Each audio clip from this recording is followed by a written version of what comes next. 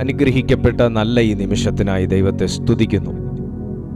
ഈ സമയം കർത്താവിൻ്റെ മാറ്റമില്ലാത്ത തിരുവെഴുത്ത് കേൾക്കാൻ വളരെ പ്രാർത്ഥനയോടെ ജോയിൻ ചെയ്തവരെ ദൈവം സ്പർശിക്കാൻ, സർവശക്തനായ ദൈവം സ്പർശിക്കാൻ പോവുകയാണ്. ദൈവത്തിൻ്റെ വലിയ പ്രവൃത്തികളെ ഓർത്ത് ഞാൻ എൻ്റെ ദൈവത്തെ സ്തുതിക്കുന്നു. ജോയിൻ ചെയ്ത നിങ്ങൾക്കെല്ലാവർക്കും കർത്താവായ യേശു ക്രിസ്തുവിൻ്റെ നാമത്തിൽ എൻ്റെ സ്നേഹവന്ദനം അറിയിക്കുന്നു. ദൈവം വലിയ കാര്യം ഈ ദിവസങ്ങളിൽ നമ്മുടെ മധ്യത്തിൽ ചെയ്തുകൊണ്ടിരിക്കുന്നു. തുടക്കത്തിൽ പറഞ്ഞതുപോലെ ദൈവം എപ്പോഴും ഒരു വ്യക്തിയുടെ ജീവിതത്തിൽ പ്രവർത്തിച്ചു എന്ന് മനസ്സിലാകുന്നത് എപ്പോഴാണെന്ന് ചോദിച്ചാൽ, പ്രവർത്തിക്കാൻ നമ്മുടെ ജീവിതത്തിൽ ആരും ഇല്ലാതിരുന്നിട്ട് ഒരടയാളത്തോടുകൂടെ ചിലത് നടക്കുമ്പോഴാണ്. ദൈവം എന്നോട് സംസാരിച്ചു എന്ന് നമ്മൾ മനസ്സിലാക്കുന്നത് എപ്പോഴാണ് എന്ന് ചിന്തിച്ചാൽ, ആരെങ്കിലും സംസാരിക്കാനുണ്ടായിരുന്നെങ്കിൽ, മനസ്സിലാക്കി തരാനുണ്ടായിരുന്നെങ്കിൽ, പൊരുൾ തിരിച്ചു തരാനുണ്ടായിരുന്നെങ്കിൽ എന്ന് ചിന്തിക്കുമ്പോൾ, ആരെയും കിട്ടാതെ വരുമ്പോൾ അന്നേരം നമ്മുടെ അടുത്ത് ഇമ്പസ്വരത്തോടെ നമ്മൾ ആശിച്ചതിനേക്കാളും ആഴമായി നമ്മൾ കേൾക്കുന്ന ഒരു ശബ്ദത്തിൽ നിന്നുമാണ് നമ്മൾ മനസ്സിലാക്കുന്നത് ദൈവം എന്നോട് സംസാരിച്ചു. ആരും വചനം പഠിപ്പിച്ചു തരാൻ ആരെങ്കിലുമൊക്കെ ഒന്ന് പഠിപ്പിച്ച് തന്നിരുന്നെങ്കിൽ എന്ന് ചിന്തിക്കുമ്പോൾ, ആരും പഠിപ്പിച്ചു തരാനില്ലാതിരിക്കുമ്പോൾ ദൈവം വന്ന് സംസാരിച്ച് പഠിപ്പിക്കുന്നത് പോലെ നമ്മളെ ആരെങ്കിലുമൊക്കെ ഒന്ന് മനസ്സിലാകുന്ന രീതിയിൽ ടീച്ച് ചെയ്യുമ്പോൾ, വചനത്തിനകത്ത് നിന്നൊക്കെ ഒരു ആഴമേറിയ ആശയം പറഞ്ഞു തരുമ്പോഴാണ് നമ്മൾ മനസ്സിലാക്കുന്നത് ദൈവം എന്നോട് സംസാരിച്ചു. ഇന്നും പരിശുദ്ധാത്മാവ് നിന്നോട് സംസാരിക്കാൻ ആഗ്രഹിക്കുകയാണ്. ദൈവത്തിന് നിന്നോട് ചില കാര്യങ്ങൾ അറിയിക്കാനുണ്ട്. പരിശുദ്ധാത്മാവിന് നിന്നോട് ചില കാര്യം മനസ്സിലാക്കി തരാനുണ്ട്. നമ്മളെ ലേഖനം പഠിക്കുമ്പോൾ നമുക്ക് കന്തക്ക എന്ന എത്യോപ്യൻ രാജ്ഞിയുടെ ഒരു വർക്കറായ ഷണ്ണനെ നമുക്ക് കാണാം. ആള് യെശയ്യാ പ്രവാചകന്റെ പുസ്തകം ആഴത്തിൽ വായിച്ചുകൊണ്ടിരിക്കുകയാണ്. പക്ഷെ ആൾ വായിക്കുന്നു, പക്ഷെ ആൾക്ക് വേണ്ടത് ആ തിരുവെഴുത്തുണ്ടെങ്കിൽ തിരുവെഴുത്തിനകത്തുനിന്ന് പഠിക്കാൻ പറ്റണില്ല. തിരുവെഴുത്ത് നമ്മുടെ കയ്യിലിരിക്കും, അതായത് ആയുധം കയ്യിലിരിക്കും. ആയുധം ഉറക്കകത്ത് കിടക്കുന്നതിന് സമമാണ് തിരുവെഴുത്ത് കയ്യിലിരുന്നിട്ട് അതിനകത്തുള്ള അതോറിറ്റീസ് എടുക്കാൻ നമുക്ക് അറിയാതിരിക്കുന്നത്. അത് ഭയങ്കര ഒരു മറയാണ്. ഈ വാള് കയ്യിലിരുന്നാലും കള്ളം വന്നാൽ വെട്ടാൻ നമുക്ക് പറ്റും, പക്ഷെ വാളിന്റെ തോടിട്ട് വെട്ടാനേ പറ്റും. മീൻസ് വാളിന്റെ ആ ഒരു കവർ ഇട്ട് വെട്ടാനേ പറ്റൂ. വാൾ ഊരി എടുക്കേണ്ട മുറ അറിയുന്നില്ല, രീതി അറിയുന്നില്ലെന്നുണ്ടെങ്കിൽ ഒന്ന് കൈയും കൂടെ കട്ടായി പോകും. രണ്ട്, നമ്മൾ വെറുതെ ശത്രുവിന്റെ ആക്രമണത്തിന് ഇരയാകേണ്ടതായിട്ട് വരും. അങ്ങനെയാണ് ദൈവം കൊണ്ടുപോകുന്ന പോലെ ഫിലിപ്പോസിനെ ആ തേരിനോട് ചേർത്ത് നടക്കാൻ ദൈവാത്മാവ് ആവശ്യപ്പെടുന്നത്. അതല്ല എൻ്റെ സബ്ജക്റ്റ്, പക്ഷേ എന്തോ ഞാനത് എടുത്തപ്പോൾ എന്നോട് സംസാരിക്കാൻ ദൈവാത്മാവ് പറയുന്നു. അന്നേരം ഫിലിപ്പോസ് ആ ഷണ്ണനോട് ചോദിക്കുന്നൊരു ചോദ്യമുണ്ട്. വായിക്കുന്നത് എന്താണെന്ന് നീ ഗ്രഹിക്കുന്നുണ്ടോ? ഈ ചോദ്യം ഫിലിപ്പോസ് ഷണ്ണനോടാണെങ്കിലും ഇന്ന് പരിശുദ്ധാത്മാവ് ആരോടൊക്കെയോ ചോദിക്കുന്നൊരു ചോദ്യമാണ്. നീ കേൾക്കുന്നത് എന്താണെന്ന് നീ ശരിക്കും ഗ്രഹിക്കുന്നുണ്ടോ? നീ വായിച്ചതെന്താണെന്ന് നീ ശരിക്കും മെഡിറ്റേറ്റ് ചെയ്യുന്നുണ്ടോ? നീ അറിഞ്ഞതെന്താണെന്ന് നീ ശരിക്കും റിയലൈസ് ചെയ്യുന്നുണ്ടോ? നീ വായിക്കുന്നത് എന്തിനാണെന്ന് ശരിക്കും നീ മനസ്സിലാക്കുന്നുണ്ടോ? ഫിലിപ്പോസിനെ ഒരു ചോദ്യവുമായിട്ടാണ് പരിശുദ്ധാത്മാവ് ഷണ്ണന്റെ അടുത്തേക്ക് അയക്കുന്നത്. എന്നാൽ തേരുണ്ട്, സൗകര്യമുണ്ട്, തേരോടിക്കാൻ ആളുണ്ട്, വായിക്കാൻ കയ്യിൽ പ്രവചന ഗ്രന്ഥമുണ്ട്, വായിക്കാൻ അറിവുമുണ്ട്, അക്ഷരാഭ്യാസമുണ്ട്. പക്ഷേ വചനത്തിന്റെ മർമ്മത്തെ പൊരുള് തിരിച്ചറിവാൻ ആ മനുഷ്യന് ഒരു മറയുണ്ട്. ലാഥുനോ റസറ്റാലോ ലഗൈപ്രോഗോസി ലബഖോഷേഹ in the mighty name of Jesus. ഞാനൊരു ദൂത് ഇതിനകത്തുനിന്ന് പറയാൻ ദൈവാത്മാവ് എന്നെ ഭയങ്കര ഭയങ്കരമായിട്ട് പ്രഷർ ചെയ്യുന്ന അതൊരു നിയോഗം എൻ്റെ അകത്തുനിന്ന് ഇങ്ങനെ തള്ളുക. ഞാനൊരു ദൂത് പറയട്ടെ. ഇന്നലെ അല്ല ഷണ്ണൻ ഈ സ്ഥലത്ത് വന്നേ, മെനിങ്ങാന്നല്ല വന്നേ, ഇന്ന് ആദ്യമായിട്ടല്ല വരുന്നേ. പലവട്ടം രാജ്ഞിയുടെ കൂടെയും അല്ലാതെയും ഒക്കെ ഈ വഴി യാത്ര ചെയ്യുമ്പോഴും ഷണ്ണൻ മുമ്പോട്ട് പോകുമ്പോൾ കാണാൻ പോകുന്ന ഒരു തടാകം, അല്ലെങ്കിൽ ഒരു വെള്ളം, അല്ലെങ്കിൽ ഒരു കുളം, അല്ലെങ്കിൽ ഒരു തോട്, അല്ലെങ്കിൽ ഒരു കുഴിക്കകത്ത് കെട്ടിക്കിടക്കുന്ന വെള്ളം, അങ്ങനെ തന്നെ വെച്ചോ, പലവട്ടം കണ്ടിട്ടും അന്നെല്ലാം ഈ പ്രവചന ഗ്രന്ഥം ഈ തേരിനകത്തോ ഈ മനുഷ്യന്റെ പൊക്കണത്തിനകത്തോ ഈ മനുഷ്യന്റെ കയ്യിലോ എവിടെയോ ഉണ്ടായിരുന്നിട്ടും ഈ മനുഷ്യന് വചനത്തിനകത്ത് നിന്ന് ഇതിനെ പിടിച്ച് സ്നാനമേൽക്കാൻ കഴിയാതെ, അല്ലെങ്കിൽ ഇതൊരു മറവായിരുന്നിട്ടും ഇന്നത്തെ ദിവസം അതേ പ്രവചന ഗ്രന്ഥം താൻ വായിക്കുകയും ഫിലിപ്പോസ് തേരിൻ്റെ അടുത്ത് വരികയും ക്ഷണം കിട്ടി ഫിലിപ്പോസ് തേരിനകത്തേക്ക് കയറുകയും യെശയ്യാ പ്രവാചകന്റെ പുസ്തകത്തിനകത്തുനിന്ന് പൊരുള് തിരിച്ച് പറഞ്ഞു കൊടുക്കുകയും ഇതേ വഴി മടങ്ങിപ്പോകുമ്പോൾ പലവട്ടം കണ്ട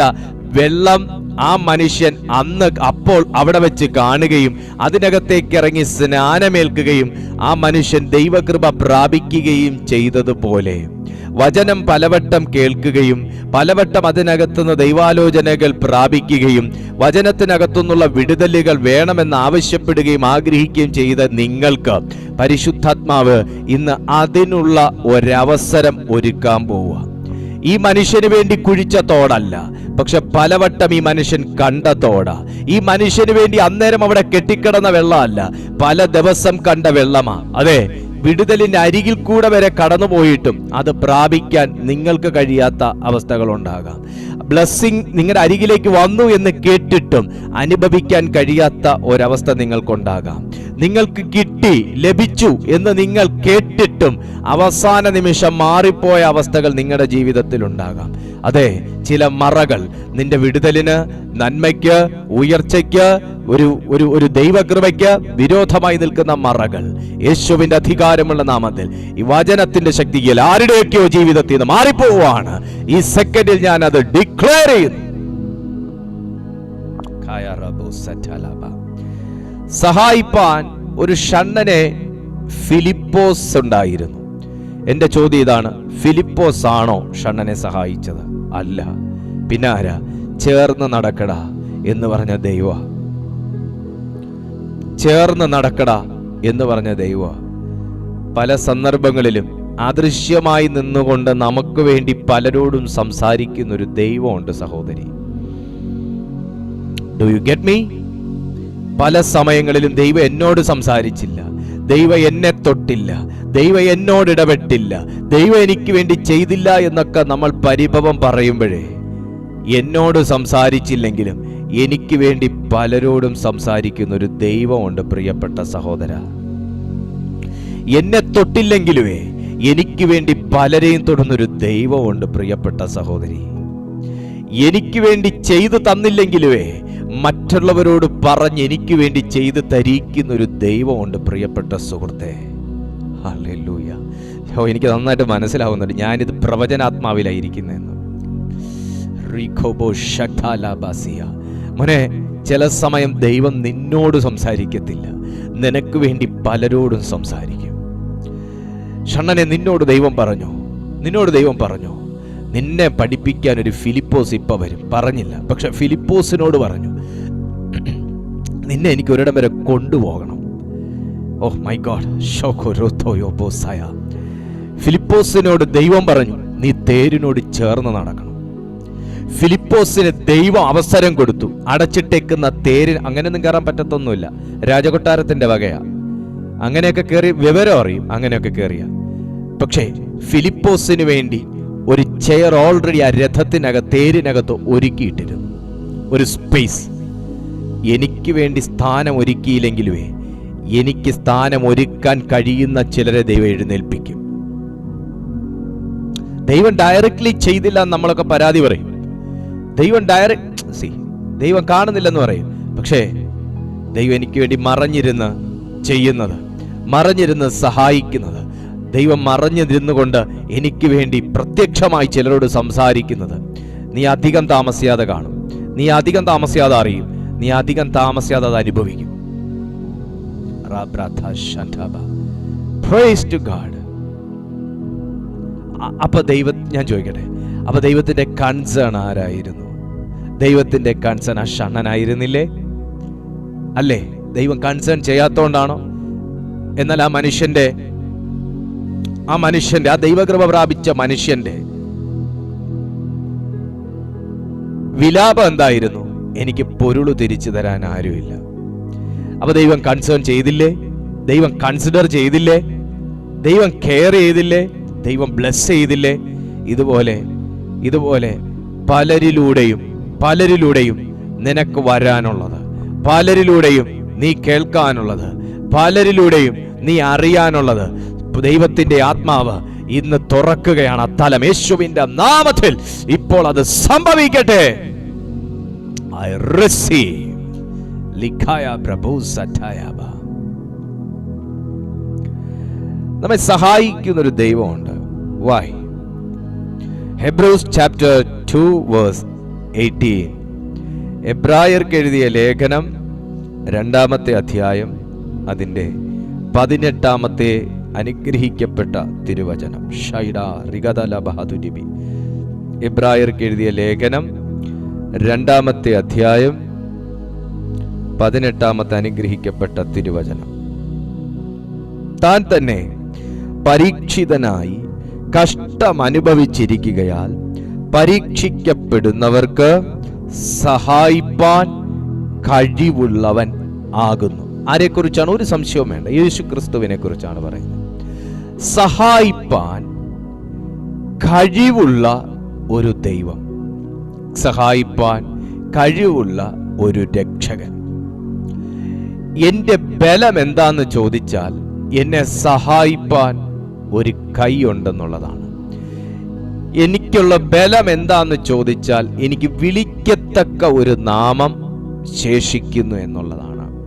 നിങ്ങളുടെ ജീവിതത്തിൽ ഒരുപക്ഷെ പല നാമങ്ങളും ഇപ്പൊ വിളിക്കാൻ നിങ്ങൾക്ക് മടിയും ഭയവും നാണക്കേടും ഒക്കെ ആയിരിക്കാം. പക്ഷെ ഏത് സമയത്തും നമുക്ക് രണ്ടാമതൊന്ന് ചിന്തിക്കാതെ നമുക്ക് യൂസ് ചെയ്യാൻ കഴിയുന്ന ഒരു നാമം, ഒരു സഹായകന്റെ നാമം എന്റെയും നിങ്ങളുടെയും അധരത്തിൽ പരിശുദ്ധാത്മാവ് എഴുതിയിട്ടിട്ടുണ്ട്. ആ നാമം അത്രേ കർത്താവായ യേശു ക്രിസ്തു എന്ന നാമം. അവൻ മുഴു ലോകത്തിന്റെയും രക്ഷകനായി പിറന്ന രക്ഷകനായ രക്ഷാകരമായ ഒരു നാമം. ആ നാമത്തെക്കുറിച്ച് വായിക്കുമ്പോൾ ഇങ്ങനെയാണ് എബ്രായ ലേഖകൻ എഴുതി വെച്ചിരിക്കുന്നത്: സഹായിപ്പാൻ കഴിവുള്ള. കഴിവ് എന്ന ഒരു പദത്തിന് അവിടെ പ്രാധാന്യമുണ്ട്. എനിക്ക് പാടാൻ ഒരാഗ്രഹം പോരാ, ഒരു കഴിവ് വേണം. എനിക്ക് വായിക്കാൻ ഒരാഗ്രഹവും അക്ഷരാഭ്യാസവും മാത്രം പോരാ, എനിക്കൊരു കഴിവ് വേണം. കാരണം എനിക്ക് ഫുൾ സ്റ്റോപ്പ് ഉള്ളിടത്ത് ഫുൾ സ്റ്റോപ്പ് നിർത്താനും, കോമായുള്ളിടത്ത് ആ നിലയിൽ സംസാരിക്കാനും, ചേർത്ത് വായിക്കേണ്ടത് അങ്ങനെ തന്നെ വായിക്കാനും ഉള്ള ഒരു കഴിവും കൂടെ, എന്ന് പറഞ്ഞാൽ പ്രദർശിപ്പിക്കാനുള്ളൊരു കഴിവും എനിക്ക് വേണം. സഹായിക്കാൻ മനസ്സ് മാത്രം പോരാ, അതിനൊരു കഴിവ് വേണം. ഈ കഴിവോട് കൂടി നമുക്ക് ലഭ്യമായിരിക്കുന്ന ഒരു നാമമാണ് യേശു ക്രിസ്തു എന്ന നാമം. അവനുള്ളത് അവൻ മനുഷ്യർക്ക് നൽകുവാൻ വേണ്ടി വന്ന ഒരു ദൈവമാണ്, രക്ഷകനാണ്. അവനെ മനുഷ്യപുത്രൻ എന്നും ദൈവപുത്രൻ എന്നും വിശുദ്ധ ബൈബിൾ സാക്ഷ്യപ്പെടുത്തുന്നു. ശ്രദ്ധിച്ച് കേൾക്കണം. അവനുള്ളത് നമുക്ക് നൽകാൻ വേണ്ടി. അതിന്റെ തെളിവ് എന്താണെന്ന് ചോദിച്ചാൽ, പത്രോസ് സുന്ദരമെന്ന ദൈവാലയ ഗോപുരത്തിന്റെ പടിവാതിൽക്കൽ ഇരിക്കുന്ന മുടന്തനായ മനുഷ്യനോട് പറഞ്ഞ വാക്ക് തന്നെയാണ് അതിന്റെ തെളിവ്. പൊന്നും വെള്ളിയും ഞങ്ങൾക്കില്ല. ശ്രദ്ധിച്ചേ, എന്റെ കയ്യിൽ പൈസ ഇല്ല എന്ന് പറയുന്നത് പോലെ, എന്റെ കയ്യിൽ വീടിന്റെ ആധാരമില്ല എന്ന് പറയുന്ന പോലെ, എനിക്കൊരു വാഹനമില്ല എന്ന് പറയുന്ന പോലെ, എനിക്കൊരു ജോലിയില്ല എന്ന് പറയുന്ന പോലെ, എനിക്ക് സമ്പത്തില്ല എന്ന് പറയുന്ന പോലെ, എനിക്ക് ബന്ധങ്ങളില്ല എന്ന് പറയുന്ന പോലെ, പത്രോസ് പറഞ്ഞൊരു വാക്ക, പൊന്നും വെള്ളിയും എനിക്കില്ല. എന്റെ ചോദ്യം ഇതാണ്, പൊന്നും വെള്ളിയും നിനക്കുണ്ടെങ്കിൽ നീ ആ മുടന്തനെ എഴുന്നേൽപ്പിക്കുവോ? പൊന്നും വെള്ളിയും ആവോളം നിന്റെ അക്കൗണ്ടിൽ ഉണ്ടെങ്കിൽ, അല്ലെങ്കിൽ നിന്റെ സംഭരണപ്പെട്ടിയിൽ ഉണ്ടെങ്കിൽ, അല്ലെങ്കിൽ നിന്റെ പേരിൽ ഉണ്ടെങ്കിൽ നീ ആ മുടന്തനെ എഴുന്നേൽപ്പിക്കുവോ? അല്ല, ഈ പൊന്നും വെള്ളിയും മുഴുവനും പത്രോസെ നീ തൂക്കി വിറ്റ് കളഞ്ഞെങ്കിൽ, വിറ്റ് കിട്ടുന്ന പൈസ കൊണ്ട് നീ ആ മുടന്തനെ എഴുന്നേൽപ്പിക്കുവോ? ഇത് ഞാൻ എന്നോട് ചോദിക്കണം. ഈ ചോദ്യം മീൻസ് നിങ്ങൾ നിങ്ങളോട് ചോദിക്കണം. ഞാൻ പത്രോസിനോട് ചോദിക്കുന്ന ചോദ്യം ഇതാണ്. ആ മനുഷ്യന്റെ മുഖത്ത് ഞാൻ കണ്ടൊരു ഭാവം വചനം വായിച്ചപ്പോ ഇങ്ങനെയാണ്, ആ മനുഷ്യന് യാതൊരു നിരാശയില്ല, പൊന്നും ഇല്ല വെള്ളിയും ഇല്ല. ഈ വിറച്ചോണ്ടല്ല ആ മനുഷ്യൻ പറഞ്ഞത്, പൊന്നും വെള്ളിയും ഞങ്ങൾക്കില്ല. ഈ ഇല്ല എന്ന് പറയുന്നതിനകത്തൊരു ചങ്കൂറ്റ ഞാൻ ആ മനുഷ്യനെ കാണുക. എവിടുന്ന് കിട്ടിയെന്ന് വെച്ചാൽ ഒറ്റ വാക്കേ ഉള്ളൂ, യേശുവിൽ നിന്ന് കിട്ടി. അവിടെ നിന്നുള്ളത് മാത്രമേ ഇന്ന് ഇവരുടെ കയ്യിലുള്ളൂ. യേശുവിനുള്ളത് മാത്രമേ ഇന്ന് ഇവർക്കുള്ളൂ. അതാ പറഞ്ഞ പൊന്നും വെള്ളിയും ഞങ്ങൾക്ക് ഇല്ല. എടാ, പൊന്നും വെള്ളിയും ഞങ്ങൾക്കില്ല മീൻസ് എന്തെങ്കിലും ഉണ്ടെങ്കിൽ ഇങ്ങോട്ട് താന്നല്ല. പൊന്നും വെള്ളിയും ഞങ്ങൾക്കില്ല. ഈ ഇല്ലാത്തത് പറഞ്ഞ് സ്തുതിക്കാൻ കഴിയുന്നത് ഒരു ഭയങ്കര കൃപയാണ് കേട്ടോ. നീ ഇല്ല എന്ന് പറഞ്ഞ് സ്തുതിക്കാൻ കഴിയുന്നത് ഒരു ഭയങ്കര കൃപയാന്നാ ഞാൻ പറഞ്ഞത്. ഒന്നുകൂടെ പറയാം, ആർക്കും മനസ്സിലായില്ല.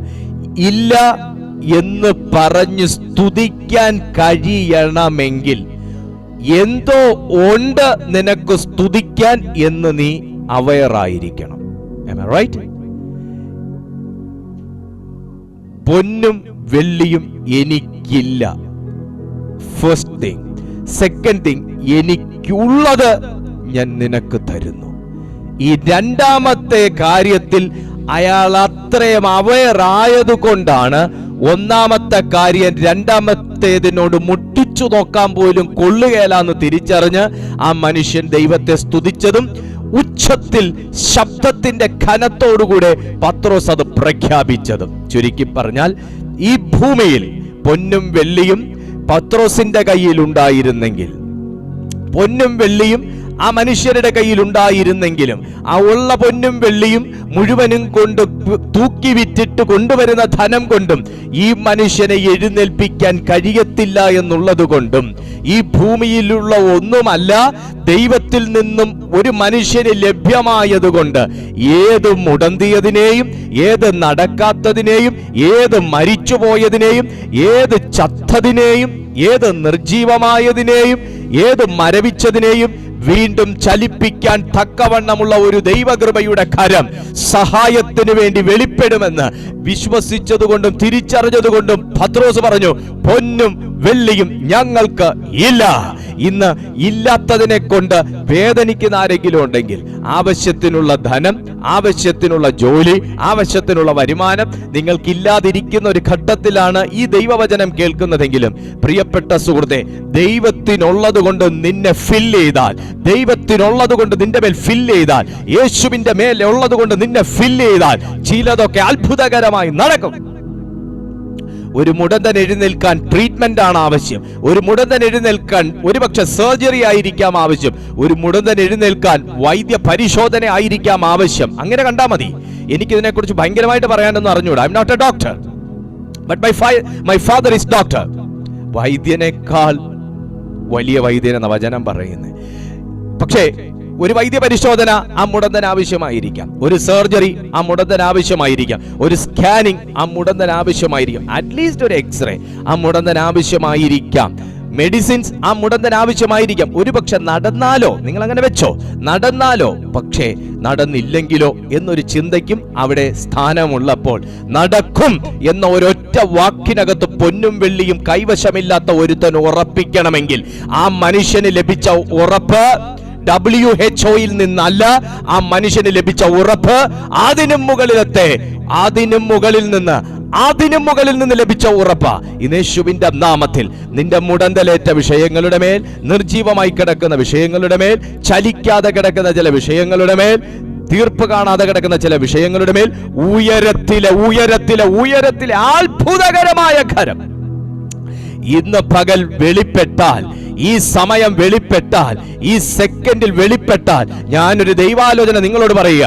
പൊന്നു വിറ്റിട്ടും നടക്കാത്ത കാര്യങ്ങൾ, പറമ്പ് വിറ്റിട്ടും നടക്കാത്ത കാര്യങ്ങൾ, വെള്ളി വിറ്റിട്ടും നടക്കാത്ത കാര്യങ്ങൾ, ഉള്ളത് മുഴുവൻ ചെലവഴിച്ചിട്ടും നടക്കാത്ത ചില കാര്യങ്ങളുടെ മേൽ യേശുവിന്റെ നാമത്തിന്റെ ശക്തി ഇന്ന് വ്യാപരിച്ചാൽ സംഭവിച്ചിരിക്കും, സംഭവിച്ചിരിക്കും, സംഭവിച്ചിരിക്കും. ഞാൻ വിശ്വസിക്കുന്ന ഒരു കാര്യം പറയട്ടെ. നിങ്ങൾ വിശ്വസിക്കുമെന്ന് എനിക്ക് അറിഞ്ഞൂടാ, പക്ഷെ ഞാൻ വിശ്വസിക്കുന്നു. നിങ്ങൾക്ക് തോന്നുന്നില്ലേ ഈ മുടന്തനെ അന്ന് വരെ എഴുന്നേൽക്കാത്ത, അമ്മയുടെ ഗർഭം മുതൽ മുടന്തനായിരുന്ന ഈ മനുഷ്യനെ കൈപിടിച്ച് വലിച്ച് എഴുന്നേൽപ്പിക്കുമ്പോൾ അതൊരു സ്പിരിച്വൽ അതോറിറ്റിയോടുകൂടെയാണ് പത്രോസ് ചെയ്തത്. ഒരു സ്പിരിച്വൽ അതോറിറ്റിയോടുകൂടെയാണ് ചെയ്തത്, ദൈവിക അധികാരത്തോടെ ചെയ്തത്. അപ്പൊ അതിനൊരു വേഗതയുണ്ട്. Oh my God, am I right? ഒരു മുടന്തനെ എങ്ങനെയായിരിക്കും ഒരു ഞാൻ മനസ്സിലാക്കിയൊരു കാര്യം നിങ്ങളോട് പറയാം. ഞാൻ കഴിഞ്ഞ പ്രാവശ്യം ഒരു ചർച്ചിൽ മീറ്റിങ്ങിന് പോയപ്പോൾ ഞാൻ സാധാരണ എല്ലാ കാര്യങ്ങളും ഒരു ആവറേജ് സ്പീഡിൽ ചെയ്യുന്ന ഒരാളാണ്. ഭയങ്കര സ്പീഡും അല്ല, തീരെ സ്ലോയും അല്ല. പക്ഷെ അന്നത്തെ മിനിസ്ട്രിയിൽ ഒരു പ്രത്യേക ദൈവ സാന്നിധ്യം എൻ്റെ മേൽ ഇറങ്ങി നിന്നപ്പോൾ ഞാൻ എൻ്റെ മിനിസ്ട്രിയിൽ കർത്താവ് ചെയ്തുകൊണ്ടിരുന്ന ശുശ്രൂഷയിൽ ഒരു ഡിമൺ പുറത്തു വന്നു. ഒരു ഡിമൺ പുറത്തു വന്നപ്പോൾ ഞാൻ ആ സെക്കൻഡിൽ എൻ്റെ ശരീരത്തിൽ, എൻ്റെ വാക്കുകളിൽ, എൻ്റെ മിനിസ്ട്രിയിൽ ഞാൻ അനുഭവിച്ച ഒരു ദൈവിക വേഗത ഞാൻ കണ്ടു. ഞാൻ ആ ഡിമണിനെ പുറത്തു കൊണ്ടുവരാൻ മീൻസ് എൻ്റെ സ്പിരിറ്റ് എനിക്ക് തന്ന ഗൈഡൻസ് അനുസരിച്ച് ഞാൻ ഇന്ന് വരെ ആരിലും ചെയ്തിട്ടില്ലാത്ത ചില കാര്യങ്ങൾ, മീൻസ് ആ ഡിമൺ പുറത്തു വരാൻ എൻ്റെ കൈകളെ ദൈവം എടുത്തതും, എൻ്റെ നാവിനെ ദൈവം ഉപയോഗിച്ചതും, ആ ഡിമന്റെ തലയ്ക്ക് ഞാനൊന്ന് തൊട്ടതും എല്ലാം ഞാൻ എൻ്റെ ഉള്ളിൽ നിന്ന് നോക്കുമ്പോൾ ഞാനല്ല അത് ചെയ്യുന്നത്. എൻ്റെ കൈ ഓട്ടോമാറ്റിക്കലി അത് ചെയ്യുന്നു. അവരോട് ആവശ്യപ്പെടും എല്ലാം ഒരു വേഗത ഞാൻ കണ്ടു. അതായത് സാധാരണ ഞാൻ കൈയെടുക്കുന്ന, കൈ നീട്ടുന്ന, തൊടുന്ന, കൽപ്പിക്കുന്ന ഒരു വേഗതയല്ല. അവിടെ വെളിപ്പെട്ടത് കേവലം ഒരു ദീപുവിന് വേണ്ടിയിട്ടല്ല, ആ പാവപ്പെട്ട വ്യക്തിക്ക് വേണ്ടി ഒരു സഹായകനായി അതിന്റെ മധ്യത്തിൽ ഇറങ്ങിയവന് സമയം പാഴാക്കാനില്ല. അവിടെ ദീപുവിന് തോന്നുന്ന സമയത്ത് ഡെലിവറൻസ് നടന്നാൽ പോരാ, ദൈവം ഇച്ഛിക്കുന്ന സമയത്ത് ഡെലിവറൻസ് നടക്കണം. കാര്യം പിടികിട്ടിയോ? ആ സെക്കൻഡിൽ അവിടെ വിത്തിൻ സെക്കൻഡ് കൈ നീട്ടുന്നവരുടെ തലക്കിട്ട് ഒരെണ്ണം ഒരു ജസ്റ്റ് തട്ടുന്ന ഡിമൺ ഉടൻ പുറത്തു വരുന്നു, ചാടി അത് പുറത്തു വരുന്നു, ഉടനെ അതിനോട് കൽപ്പിക്കുന്നു, അത് ഫ്രീ ആകുന്നു, അവരുടെ ശരീരം മുഴുവൻ ഫ്രീ ആകുന്നു. അവർ ഫ്രീ ആയി മൊത്തത്തിൽ അവർ ദൈവത്തെ സ്തുതിക്കുന്നു. ഇതെല്ലാം ഒരു ഞൊടിക്കിടയിൽ നടന്ന കാര്യങ്ങളാണ്, അല്ലെങ്കിൽ ഒരു 1 മിനിറ്റിനകത്ത് നടന്ന കാര്യങ്ങളാണ്. ഞാൻ അതിനകത്തൊരു ദൈവിക വേഗത ഞാൻ മനസ്സിലാക്കി, ഒരു ഹെവൻലി ആക്സിലറേഷൻ, ഒരു സ്വർഗീയ വേഗത ഞാൻ അതിനകത്ത് മനസ്സിലാക്കി. സുഹൃത്തെ, നിന്റെ കാര്യങ്ങളുടെ മേലും ദൈവം പ്രവർത്തിക്കാൻ തുടങ്ങിയാൽ മനുഷ്യർക്ക് തോന്നുമ്പോഴല്ല ഡെലിവറൻസ് വെളിപ്പെടുന്നത്, മനുഷ്യർക്ക് തോന്നുമ്പോഴല്ല മറുപടികൾ കൊണ്ടുവരുന്നത്, മനുഷ്യർക്ക് തോന്നുമ്പോഴല്ല കാര്യങ്ങൾക്കകത്ത് ചലനം വരുന്നത്. സ്വർഗം ചിലരെ വല്ലാതെ ഡബിൾ എഞ്ചിൻ വെച്ച് പിടിപ്പിക്കും. മനസ്സിലായോ? സ്വർഗം ചിലരുടെ ജീവിതത്തിൽ ഡബിൾ എഞ്ചിൻ വെച്ച് പിടിപ്പിക്കും. അസാധാരണമായ വേഗത നിന്റെ ജീവിതത്തിൽ വരും.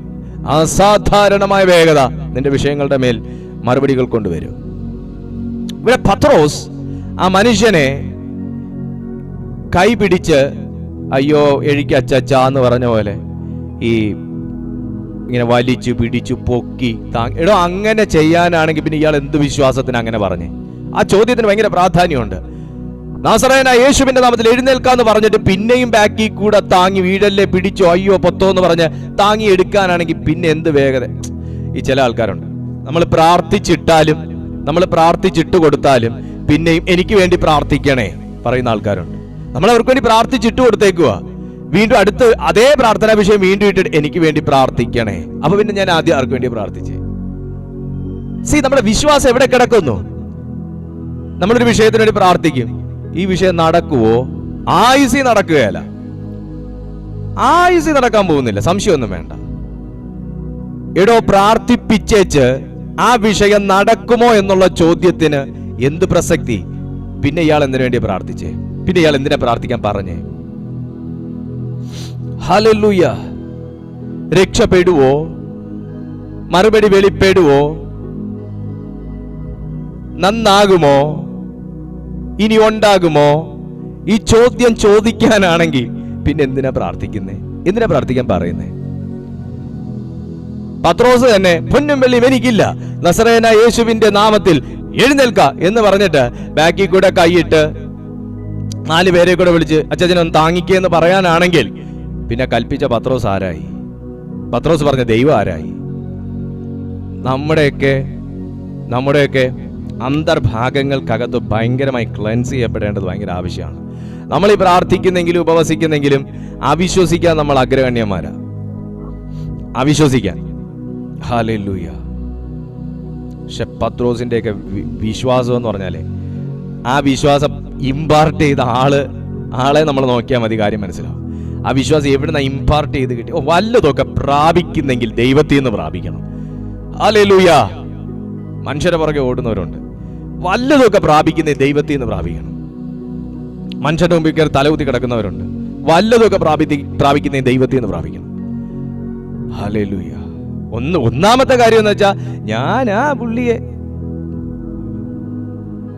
എന്നെ താണു പോകാതെ ഒരു ചീള് വെച്ച് കെട്ടുന്ന പോലെ ഞാൻ ആ പുള്ളിയെ താങ്ങി. ഞങ്ങളുടെ പ്രാർത്ഥനയിലാ പുള്ളി പറയുകയല്ലോ, ഒന്നുമില്ലേലും ഞങ്ങള് സഹായിച്ചിട്ടാ പറഞ്ഞേ, ഞങ്ങള് പറഞ്ഞിട്ടാ ആ സഹായം കിട്ടിയേ, പറയത്തില്ലല്ലോ ഒന്നുമില്ലെങ്കിലും.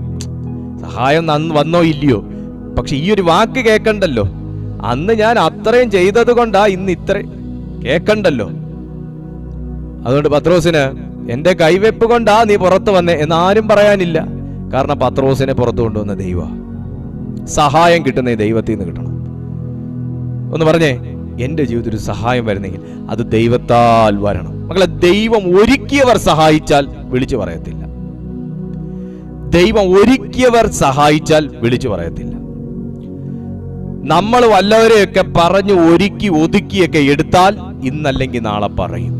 സഹതാപം കൊണ്ട് ആരെങ്കിലും എന്തെങ്കിലും ചെയ്താൽ ഇന്നല്ലെങ്കിൽ നാളെ വിളിച്ചു പറയും. അതുകൊണ്ട് മനുഷ്യന്റെ സഹതാപം വേണ്ട, ദൈവത്തിന്റെ കൃപ മതി എന്നൊന്ന് പറഞ്ഞേ. ധൈര്യം ഉണ്ടെങ്കിൽ പറഞ്ഞാൽ മതി. മനുഷ്യന്റെ സഹതാപം വേണ്ട, ദൈവത്തിന്റെ കൃപ മതി. ഹല്ലേലൂയ. ആമേൻ. കർത്താവിന്റെ വചനം പഠിക്കുമ്പോൾ നമുക്ക് മനസ്സിലാകുന്നത് സഹായിക്കുന്ന ഒരു ദൈവമുണ്ട്. നമ്മളതിനെ എങ്ങനെ എടുക്കുന്നു എന്നൊന്നും എനിക്കറിഞ്ഞൂടാ, പക്ഷെ എനിക്കറിയാം സഹായിക്കുന്ന ഒരു ദൈവമുണ്ട്. പക്ഷെ ഇന്ന് ഒരു മറുപടിയും നിങ്ങളുടെ പ്രാർത്ഥനയിൽ നിങ്ങൾക്ക് കിട്ടുന്നില്ലായിരിക്കാം, പക്ഷെ എങ്കിലും പാസ്റ്റർ പറയട്ടെ, സഹായിക്കുന്നൊരു ദൈവമുണ്ട്, ഹെൽപ്പ് ചെയ്യുന്നൊരു ദൈവമുണ്ട്. അതുകൊണ്ടാണ് ഇബ്രായർക്ക് എഴുതിയ ലേഖകൻ അങ്ങനെ തന്നെ എഴുതി വെച്ചിരിക്കുന്നത്. അവൻ കഷ്ടങ്ങളാൽ പരീക്ഷിക്കപ്പെട്ടവനായിരുന്നു, താൻ തന്നെ പരീക്ഷിതനായി കഷ്ടമനുഭവിച്ചിരിക്കുകയാൽ പരീക്ഷിക്കപ്പെടുന്നവർക്ക് സഹായിപ്പാൻ കഴിവുള്ളവനാകുന്നു. ഒരു കമ്പനി അവരൊരു കാറ് അവര് പ്രൊഡ്യൂസ് ചെയ്ത് മാർക്കറ്റിൽ വിൽക്കുന്നതിന് മുൻപേ അതിൻ്റെ A to Z കാര്യങ്ങൾ അവർ പരിശോധിക്കും, പഠിക്കും.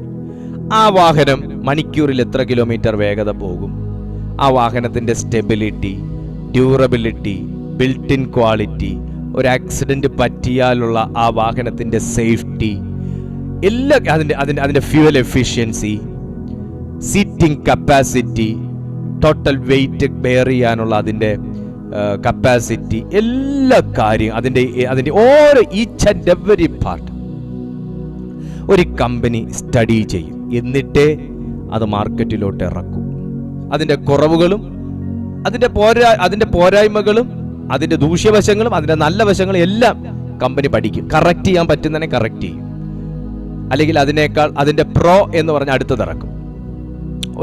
ഒരു പ്രോഡക്റ്റ് ഇറക്കി മാർക്കറ്റിൽ അവർ പ്രതീക്ഷിച്ച അത്രയും രീതി ക്ലിക്ക് ആയില്ലെങ്കിൽ അതേ പ്രോഡക്റ്റ് വേറെ പ്രോ എന്നൊക്കെ ചേർത്ത് നമ്മുടെ മുമ്പിൽ തന്നെ പല കമ്പനിയും ഒരു സാധനത്തിന്റെ ഒരു ഡിഫറെന്റ് വേർഷൻ ഒക്കെ കൊണ്ടുവന്ന് നമ്മൾ തന്നെ കണ്ടിട്ടുണ്ട്, വാങ്ങിയിട്ടുമുണ്ട്.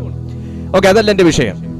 അപ്പോ ആ കമ്പനിക്ക് അറിയാം ഇതിന്റെ എല്ലാ കാര്യങ്ങളും. ഇനിയിപ്പോൾ ആരൊക്കെ വന്ന് അതിന് എഗെയിൻസ്റ്റ് ആയിട്ട് സംസാരിച്ചാൽ കമ്പനി പ്രൂവ് ചെയ്ത് അത് തെളിയിച്ച് അത് അവരവിടെ വാദിക്കും. എന്നതുപോലെ നമ്മെ പ്രൊഡ്യൂസ് ചെയ്ത ദൈവത്തിനറിയാം നിന്റെ ബലഹീനത എന്താണ്. നമ്മെ പ്രൊഡ്യൂസ് ചെയ്ത നമ്മുടെ കർത്താവിനറിയാം നിന്റെ ആവശ്യം എന്താണ്. നീ എത്ര വരെ പോകുമെന്ന്, നീ ഏതുവരെ എത്തുമെന്ന്, നിന്റെ പരമമായ കഴിവുകളും പരമമായ അവസ്ഥയും എന്താണെന്ന് ദൈവത്തിന് നന്നായിട്ട് അറിയാം. നമ്മുടെ ബലഹീനതകളിൽ തുണ നിൽക്കുന്ന ഒരു ദൈവമുണ്ട്. എബ്രായർക്ക് എഴുതിയ ലേഖനം തന്നെ 4-ാമത്തെ അധ്യായം അതിന്റെ 15-ാമത്തെ വാക്യം ഇങ്ങനെയാണ് അതിൽ വായിക്കുന്നത്: നമുക്കുള്ള മഹാപുരോഹിതൻ നമ്മുടെ ബലഹീനതകളിൽ സഹതാപം കാണിപ്പാൻ കഴിയാത്തവനല്ല, പാപമൊഴികെ സർവത്തിലും നമുക്ക് തുല്യമായി പരീക്ഷിക്കപ്പെട്ടവനത്രേ നമുക്കുള്ളത്. പാപമൊഴികെ മറ്റെല്ലാ കാര്യത്തിലും പാപം മാറി നിൽക്കട്ടെ. പാപം മാറി നിൽക്കട്ടെ എന്ന് പറഞ്ഞാലും നീ പാപം സംബന്ധിച്ച ഒരു വിഷയത്തിൽ ബലഹീനനാണെങ്കിൽ പോലും ഈ വചനം നിന്നോട് സംസാരിക്കുന്നു. നിന്റെ ബലഹീനതകളിൽ സഹതാപം കാണിക്കാൻ കഴിവില്ലാത്ത ഒരു ദൈവമല്ല നമ്മുടെ ദൈവം. പാപം ഒഴികെ മറ്റെല്ലാ കാര്യത്തിലും പരീക്ഷിക്കപ്പെട്ടു എന്ന് പറയുമ്പോൾ യേശു കർത്താവ് ജീവിച്ചിരുന്നത് നമ്മളെ പോലെ തന്നെയാണ് എന്നാലോചിക്കുക. പക്ഷേ അവൻ ടെംപ്ടേഷനെ ജയിപ്പാൻ തക്കവണ്ണമുള്ള ഒരു അസാധാരണ കവറിംഗ് യേശുവിലുണ്ടായിരുന്നു. ഓക്കെ, ഇനി അതവിടെ മാറി നിൽക്കട്ടെ. മറ്റെല്ലാത്തിലും എന്ന് പറയുമ്പോൾ മറ്റെല്ലാത്തിലും എന്ന് തന്നെയാണ്. സുഹൃത്തേ, നിങ്ങളുടെ ജീവിതത്തിൽ ഇന്ന് നിങ്ങൾ അനുഭവിക്കുന്ന എല്ലാ കഷ്ടനഷ്ടങ്ങൾക്കകത്തുകൂടെയും യേശു കർത്താവിനെ കടത്തി വിട്ടിരുന്നു എന്ന് തന്നെയാണ് വിശുദ്ധ ബൈബിൾ സാക്ഷ്യപ്പെടുത്തുന്നത്. അതുകൊണ്ട് തന്നെ അവൻ അത് കഷ്ടം അനുഭവിച്ച് ജയിച്ചവനാകൊണ്ട് അതിനെ ജയിക്കാൻ എനിക്ക് പറ്റുമോ എന്ന് ചിന്തിക്കുന്നവനെ സഹായിപ്പാൻ ഒരു ദൈവമുണ്ട്. പണ്ട് എനിക്ക് എഴുതി കൈ കഴയ്ക്കുന്ന സമയത്ത് ഞാൻ എൻ്റെ സുഹൃത്തുക്കളോട് ഞാൻ പറയാറുണ്ട്, എടാ എനിക്ക് ഒന്ന് എഴുതി തരാമോ, എനിക്ക് കൈ കഴയ്ക്കുന്നു, നീ എന്നെ ഒന്ന് ഹെൽപ്പ് ചെയ്യാവോ. എന്നെ ഹെൽപ്പ് ചെയ്യാറുണ്ടായിരുന്നു. എനിക്ക് എഴുതി തരും. ഞാൻ എഴുതുന്നത് പോലെ അല്ലെങ്കിലും ഞാൻ എഴുതാനുള്ളത് അവരതുപോലെ എഴുതും. അവരുടെ ഹാൻഡ് റൈറ്റിങ്ങിലാണ് എഴുതുന്നത്. പക്ഷെ എങ്കിലും എനിക്ക് വായിക്കാം, വീട്ടിൽ കൊണ്ടുവച്ച് എനിക്ക് പഠിക്കാം. അതിനകത്ത് ഞാൻ എഴുതാനുള്ളത് മറ്റൊരാൾ എഴുതി എന്ന് പറഞ്ഞ ആശയം മാറുന്നില്ല, വാക്കുകൾ മാറുന്നില്ല, വാചകം മാറുന്നില്ല. എന്നെ സഹായിപ്പാൻ എനിക്കൊരു കൂട്ടുകാരൻ ഉണ്ടായിരുന്നത് കൊണ്ട് എനിക്കത് വീട്ടിൽ കൊണ്ടുവച്ച് വായിക്കാനും പഠിക്കാനും ജയിക്കാനും പറ്റി. ഒരു മനുഷ്യൻ എഴുതിയത് ഞാൻ വായിച്ച് പഠിച്ച് ഞാൻ ജയിച്ച് ഇതുവരെ എത്തിയെന്നുണ്ടെങ്കിൽ എൻ്റെ ജീവിതത്തിൽ എഴുതി പൂർത്തീകരിക്കാത്ത ചിലതിൻ്റെ മേൽ എൻ്റെ കർത്താവിൻ്റെ കരമൊന്ന് എഴുതി ചേർത്താൽ അത് ഞാനൊന്ന് വായിക്കാൻ, അത് ഞാനൊന്ന് പഠിക്കാൻ, അത് ഞാനൊന്ന് വിശകലനം ചെയ്യാൻ, അത് ഞാനൊന്ന് മെഡിറ്റേറ്റ് ചെയ്യാൻ, അത് ഞാനൊന്ന് ഏറ്റെടുക്കാൻ, അതെൻ്റെ ജീവിതത്തിൻ്റെ സർവസ്വവുമായി കാണാൻ, എൻ്റെ പരീക്ഷയിൽ ഞാനത് പ്രയോഗിക്കാൻ തയ്യാറായാൽ ഞാൻ എത്ര അധികം ജയാളിയായിരിക്കും. ഓ ഹല്ലേലൂയ! ഇന്ന് ദൈവാത്മാവ് ആരോടൊക്കെയോ പറയുന്നു, നിനക്ക് വേണ്ടി ഈ പുസ്തകത്തിനകത്ത് ദൈവം ചില ലേഖനങ്ങൾ എഴുതിയിട്ടുണ്ട്.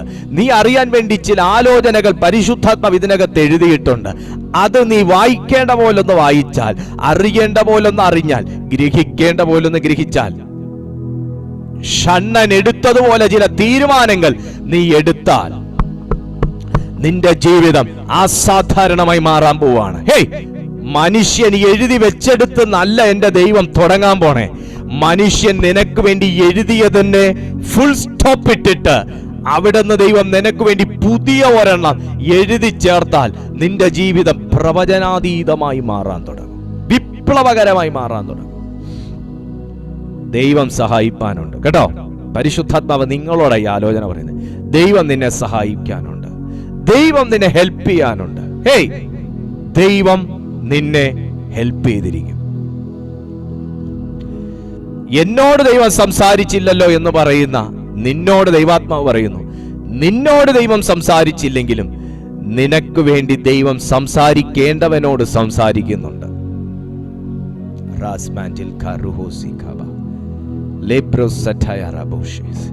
എബ്രായർക്ക് എഴുതിയ ലേഖനം 7-ാമത്തെ അധ്യായം അതിന്റെ 25-ാമത്തെ വാക്യം നോക്കിയേ.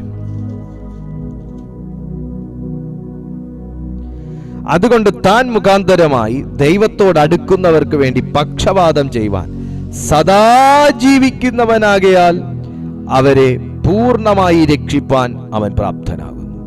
പൂർണ്ണമായി. എന്റെ കാര്യം ഒരു മനുഷ്യനാണ് ഏറ്റെടുക്കുന്നതെങ്കിൽ അവർക്ക് എന്നെ പൂർണ്ണമായിട്ട് സഹായിപ്പാൻ കഴിയത്തില്ല. എന്റെ കാര്യം ഒരു മനുഷ്യനാണ് ഏറ്റെടുക്കുന്നതെങ്കിൽ എന്നെ പൂർണ്ണമായിട്ട് സഹായിക്കാൻ കഴിയത്തില്ല. അതൊരു തെറ്റുമല്ല. കാരണം they have their own limitations, they have their own commitments. എന്നൊരു വ്യക്തിക്ക് സഹായിക്കുന്നതിന് പരിമിതികളുണ്ട് കേട്ടോ. ഒരു മനുഷ്യൻ നിങ്ങളെ സഹായിക്കുന്നതിന് പരിമിതികളുണ്ട്. കാരണം അവർ മനുഷ്യരാണ്, അവർക്കും കമ്മിറ്റ്മെന്റ്സ് ഉണ്ട്, അവർക്കും വേറെ ആവശ്യങ്ങളുണ്ട്, അവർക്കും ഒരുപാട് ലിമിറ്റേഷൻസ് ഉണ്ട്. എന്നാൽ ഒരു വിഷയത്തിൽ ദൈവമാണ് ഇറങ്ങി പ്രവർത്തിക്കുന്നത്. ഈ ഇസ്രായേൽ മക്കളുടെ കാര്യം എടുക്കുമ്പോൾ മോശയുടെ മുമ്പിൽ കിടന്ന് വേണ്ട പൊല്ലാപ്പത്ര ഉണ്ടാക്കി ബഹളം വെച്ച് വിശക്കുന്നു എന്ന് പറഞ്ഞ് ബഹളം വെച്ചപ്പോൾ ദൈവം അവർക്ക് സ്വർഗത്തിൽ നിന്ന് കാടപ്പക്ഷിയെ പൊഴിച്ചിട്ട് കൊടുത്തപ്പോൾ ആളൊന്നിന് 5 എന്ന് പറഞ്ഞല്ല ഇട്ട് കൊടുത്തേ. ആളൊന്നിന് 5 എന്ന് പറഞ്ഞല്ല ഇട്ട് കൊടുത്തേ. അതിലൊരുത്തന് ഇച്ചിരി തടി കൂടുതലാ, അവന് 2 എണ്ണം കൂടുതൽ ഇരിക്കട്ടെ എന്ന് പറഞ്ഞ് 7 എന്ന് പറഞ്ഞല്ല ഇട്ട് കൊടുത്തേ. ഒരുവൻ ഡയറ്റാ എന്ന് പറഞ്ഞ് 1-ന് 2 എന്ന് പറഞ്ഞല്ല ഇട്ട് കൊടുത്തേ. ആവശ്യം പോലെ പെറുക്കിക്കോ എന്ന് പറഞ്ഞ് ആകാശം തുറന്ന് കുടഞ്ഞു കൊടുക്കുക ചെയ്തേ. അപ്പൊ ഞാൻ ഈ ദൂത് സ്വീകരിക്കുന്നു പിതാവേ. ഇന്ന് നിനക്ക് വേണ്ടി എവിടുന്ന് വരുമെന്ന് നീ ചിന്തിക്കുന്നുണ്ടെങ്കിൽ മനുഷ്യൻ എന്നെ ഹെൽപ്പ് ചെയ്താൽ എത്രത്തോളം കർത്താവേ എന്ന് നമ്മൾ തന്നെ സ്വാഭാവികമായിട്ട് ചിന്തിക്കുക. ഒരു മനുഷ്യനെ ഒരു വ്യക്തി ഹെൽപ്പ് ചെയ്യാൻ വന്ന എത്രത്തോളാ കർത്താവേ എന്ന് നമ്മൾ തന്നെ ചിന്തിക്കുക. പക്ഷേ തുറക്കുന്നത് ദൈവത്തിന്റെ ഡിവിഷനും ഡിപ്പാർട്ട്മെന്റും ആണെങ്കിൽ വാരി മടുക്കുവോളം നിനക്ക് ദൈവം കൊടഞ്ഞോണ്ടിരിക്കും. മോനെ, അത് അഭിഷേകമാണെങ്കിൽ അങ്ങനെ, അത് കൃപകളാണെങ്കിൽ അങ്ങനെ, അത് സമ്പത്താണെങ്കിൽ അങ്ങനെ, അത് വെളിപ്പാടുകളാണെങ്കിൽ അങ്ങനെ, പെറുക്കാൻ തയ്യാറാണെങ്കിൽ മടുപ്പില്ലാത്ത ഒരു മനസ്സും വാരാൻ തക്കവണ്ണം സ്പേസ് ഉള്ളൊരു ഹൃദയവും നിനക്കുണ്ടെങ്കിൽ സ്വർഗം നിറച്ചോണ്ടേയിരിക്കും. ഒന്ന് പറഞ്ഞേ, ഇസ്രായേൽ മക്കളുടെ വയറാ കർത്താവെ നിറഞ്ഞ് എൻ്റെ മനസ്സും എൻ്റെ ആത്മാവും നീ ഒന്ന് നിറയ്ക്കണേ. നിന്റെ ആത്മാവ് കൊണ്ട്, വചനം കൊണ്ട്, ശക്തി കൊണ്ട്. 15 മിനിറ്റ് മെസ്സേജ് കൂടിപ്പോയാൽ കൊട്ടുവായിടാനുള്ള വായല്ല, ഇനിയും പോരട്ടെ കർത്താവെ നിന്റെ ശബ്ദം എന്ന് കേൾക്കാനും ചോദിക്കാനുമുള്ള വിശാലതയുള്ളൊരു മനസ്സ്. ഹല്ലേലൂയ. അങ്ങനെ ഒന്ന് ചോദിച്ചേ. തുറക്കുന്നത് ദൈവ. മനുഷ്യന്റെ മാസ്റ്റർ ബ്രെയിനൊക്കെ കൊണ്ട് ഭയങ്കര സംഭവങ്ങളൊക്കെ ഉണ്ടാക്കും. പക്ഷെ കർത്താവ് ലോക്ക് ചെയ്ത് സൈൻ ചെയ്തതാ. കർത്താവ് അൺലോക്ക് ചെയ്ത് സൈൻ ചെയ്താൽ അതും ചെയ്തതാ. ദൈവം തുറക്കട്ടെ യേശുവിന്റെ നാമത്തിൽ. വിശാലതയുള്ളൊരു മനസ്സും വാരാനുള്ളൊരു വിശാലതയുള്ളൊരു ഹൃദയവും, വചനത്തെ സ്വീകരിക്കാനുള്ളൊരു ഹൃദയവും വാരാനുള്ളൊരു മനസ്സും നിനക്ക് മതി. ദൈവവചനം കേൾക്കുമ്പോൾ മടുപ്പുണ്ടോ നിങ്ങൾക്ക്? ദൈവവചനം കേൾക്കുമ്പോൾ മടുപ്പുണ്ടോ? ശാസിക്കേണ്ട കേസാണത്. ദൈവവചനം കേൾക്കുമ്പോൾ ഒരു അസ്വസ്ഥത തോന്നാറുണ്ടോ? ശാസിച്ച് വിടുതൽ സ്വീകരിക്കേണ്ട ഒരു കേസാണത്. ദൈവവചനം കേൾക്കുമ്പോൾ ദേഷ്യം വരാറുണ്ടോ? എന്നോട് കഴിഞ്ഞ കുറച്ച് നാൾ മുമ്പേ എന്നെ ഒരു സഹോദരി പ്രാർത്ഥിക്കാൻ വിളിക്കുമ്പോൾ പറഞ്ഞു, പാസ്റ്റർ, ദീപ പാസ്റ്ററാണോ? ആന്ന്. എനിക്ക് പാസ്റ്ററുടെ മെസ്സേജ്, എനിക്കൊരു പ്രാർത്ഥനാ വിഷയമുണ്ട്. ഞാൻ ചോദിച്ചു, എന്തായിരുന്നു സഹോദരി? പാസ്റ്റർ, എനിക്ക് പാസ്റ്ററുടെ മെസ്സേജ് കേൾക്കുമ്പോൾ ഭയങ്കരമായിട്ട് ദേഷ്യം വരും. നിങ്ങൾ എൻ്റെ മാനസികാവസ്ഥയൊന്ന് ആലോചിച്ച് നോക്ക്. എന്നെ വിളിച്ച് ഞാനാണോ എന്ന് ഉറപ്പ് വരുത്തി എൻ്റെ മെസ്സേജ് കേൾക്കുമ്പോൾ ഞാൻ പ്രസംഗിക്കുന്ന കേൾക്കുമ്പോൾ എന്നോട് ദേഷ്യം വരുന്നു. അത് മാറാൻ വേണ്ടി ഞാൻ പ്രാർത്ഥിക്കണമെന്ന് പറയുമ്പോൾ അത് കേട്ടിട്ട് പ്രാർത്ഥിക്കാൻ സഹോദരി എന്ന് പറയുന്ന എൻ്റെ മാനസികാവസ്ഥ നിങ്ങളൊന്ന് ആലോചിച്ചു. പാസ്റ്റർ, അതെനിക്കറിയാം, അതെന്തോ ഒരു സ്പിരിറ്റ് ആണെന്ന്. മെസ്സേജ് കേൾക്കുമ്പോൾ എനിക്ക് എന്തോ ഒരു വല്ലാത്തൊരു അസ്വസ്ഥത വരും. ഒരുപക്ഷെ ആ സഹോദരി ഇപ്പൊ കേൾക്കുന്നുണ്ടായിരിക്കും. പക്ഷേ ഞാൻ ആ സ്പിരിറ്റിനെ ഐഡന്റിഫൈ ചെയ്തു. എനിക്കത് മനസ്സിലായി. ദൈവവചനം കേൾക്കുമ്പോൾ ദേഷ്യം വരുന്നുണ്ടോ? പ്രാർത്ഥിച്ച് വിടുതലെടുക്കേണ്ട ഒരു കേസാണത്. ദൈവവചനം കേൾക്കുമ്പോൾ വോമിറ്റ് ചെയ്യുന്നവരുണ്ട്. You are blessed. നിങ്ങൾക്ക് വിടുതൽ നടന്നുകൊണ്ടിരിക്കുന്നതാ. ഇത്രയും പേര് നമ്മുടെ ഈ മീറ്റിങ്ങിൽ തന്നെ പറഞ്ഞ സാക്ഷ്യങ്ങളാട്ടോ ഇതൊക്കെ. ദൈവവചനം കേട്ടുകൊണ്ടിരിക്കുമ്പോൾ വോമിറ്റ് ചെയ്യുന്നു. സംഭവിക്കട്ടെ, നടക്കേണ്ടത് തന്നെയാണ്. നടക്കേണ്ടത്. നിങ്ങൾ അത്രത്തോളം വിടുവിക്കപ്പെട്ടുകൊണ്ടിരിക്കുക. ദൈവവചനം കേൾക്കുമ്പോൾ ശരീരം തളർച്ച വരുന്നു. അഴിഞ്ഞു പോട്ടെ ആ സാധനമൊക്കെ. ദൈവവചനം കേട്ടുകൊണ്ടിരിക്കുമ്പോൾ ഡെലിവറൻസുകൾ നടക്കുന്നു, സൗഖ്യങ്ങൾ നടക്കുന്നു. സംഭവിക്കട്ടെ യേശുവിന്റെ നാമത്തിൽ. അതൊക്കെ സംഭവിക്കും. കാരണം തുറക്കുന്നത് ദൈവമാണ്. മോനെ, വചനത്തിന്റെ ഡൈമെൻഷൻ എന്ന് പറഞ്ഞാൽ നമുക്കാർക്കും പ്രഡിക്റ്റ് ചെയ്യാനും ഫോർകാസ്റ്റ് ചെയ്യാനൊന്നും കഴിയുന്ന കാര്യമല്ല. വചനം കർത്താവ് തുറക്കേണ്ട പോലെ നമ്മുടെ മുമ്പിൽ തുറന്നാൽ ഒരു വശത്തു നിന്ന് പലതും സംഭവിച്ചുകൊണ്ടേയിരിക്കും. Hallelujah. In the mighty name. അവൻ സഹായിപ്പാൻ ശക്തനാകുന്നു. അവൻ നിന്നെ സഹായിപ്പാൻ ശക്തനാകുന്നു. നീ പുറത്തു വരേണ്ട വിഷയങ്ങൾക്കകത്ത് നിന്നെ പുറത്തു കൊണ്ടുവരുവാൻ അവൻ സഹായിപ്പാൻ ശക്തനാകുന്നു. വിശ്വസിക്കുക. നീ വിടുതലെടുക്കേണ്ട വിഷയങ്ങളിൽ നിന്നെ സഹായിപ്പാൻ അവൻ ശക്തനാകുന്നു. In the mighty name of Jesus. എബ്രായർക്ക് എഴുതിയ ലേഖനം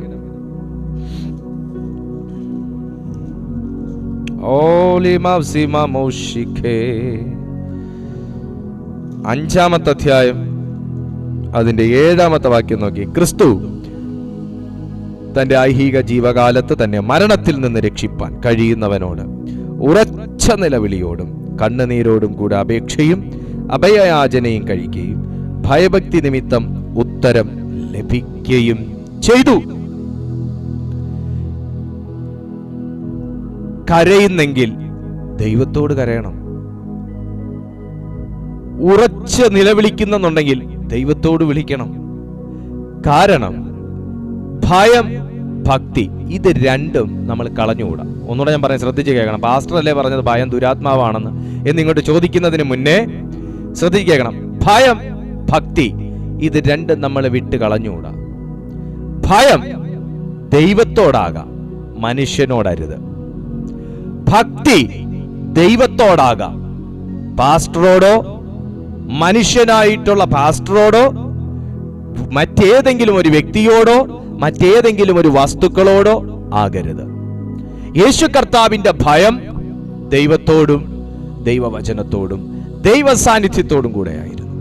യേശു കർത്താവിന്റെ ഭക്തി തന്നെ അയച്ച പിതാവിനോടും തനിക്ക് ദൈവം സഹായമായി നൽകിയിരിക്കുന്ന പരിശുദ്ധാത്മാവിനോടും തന്നെ ദൈവം ഏൽപ്പിച്ച വചനത്തോടും കൂടെയായിരുന്നു. താൻ മനുഷ്യരെ സ്നേഹിച്ചു, എന്നാൽ ഭയപ്പെട്ടില്ല. താൻ മനുഷ്യരെ ശുശ്രൂഷിച്ചു, എന്നാൽ അവരോട് ഭക്തി ഉണ്ടായിരുന്നില്ല. അവരെ ശുശ്രൂഷിക്കാൻ ആക്കിയ ദൈവത്തോട് താൻ ഭയവും ഭക്തിയും ഉള്ളവനായി ഇരുന്നത് കൊണ്ട് വേദപുസ്തകം പറയുന്നു, അവൻ കരഞ്ഞു. കരയാൻ കഴിയുക അതൊരു അഭിഷേകമാണ്, അതൊരു കൃപയാണ്.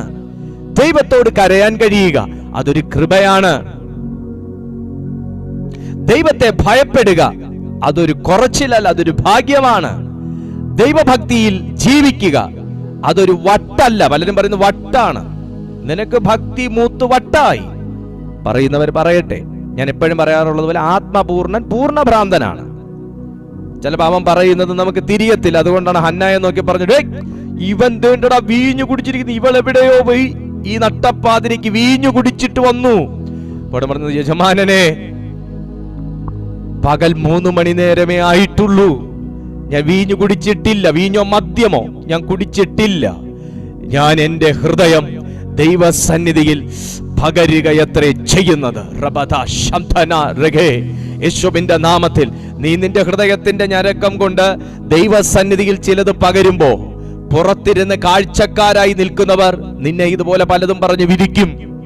നീ നിന്റെ ഹൃദയം ദൈവസന്നിധിയിൽ പകരാൻ നീ പല ഡീവിയേഷൻസ് എടുക്കുമ്പോ അത് കണ്ടു നിൽക്കുന്ന കാഴ്ചക്കാർ പലതും പറയും. പക്ഷെ ഹന്ന പറഞ്ഞു, ഞാൻ വീഞ്ഞോ മദ്യമോ സേവിച്ചിട്ടില്ല. ഒന്നുകൂടെ ദൂത് പറയാം, നിന്റെ ഹൃദയം ദൈവസന്നിധിയിൽ പകരാൻ ഈ ഭൂമിയിൽ ഒരു ഫോർമാറ്റ് ഇല്ല. നിനക്ക് കംഫർട്ടബിൾ ആയ രീതിയിൽ, കംഫർട്ടബിൾ ആയ ലാംഗ്വേജിൽ, കംഫർട്ടബിൾ ആയ സമയത്ത് നിനക്ക് ഏത് സമയവും കയറി ചെല്ലാൻ കഴിയുന്ന ഒരു ഇടമുണ്ടെങ്കിൽ അത് ദൈവത്തിന്റെ കൃപാസനമേ ഉള്ളൂ. ദൈവത്തിന്റെ കൃപാസനം, മനുഷ്യൻ പണിത കൃപാസനമല്ല, ദൈവത്തിന്റെ Kripasanam. In the mighty name of Jesus, lebroko sataya kabushaya, in the Jesus name, hallelujah. Hannah ദൈവസന്നിധിയിൽ ഞരങ്ങി ഹൃദയം പകർന്നപ്പോൾ മറുപടി ലഭിച്ച പോലെ,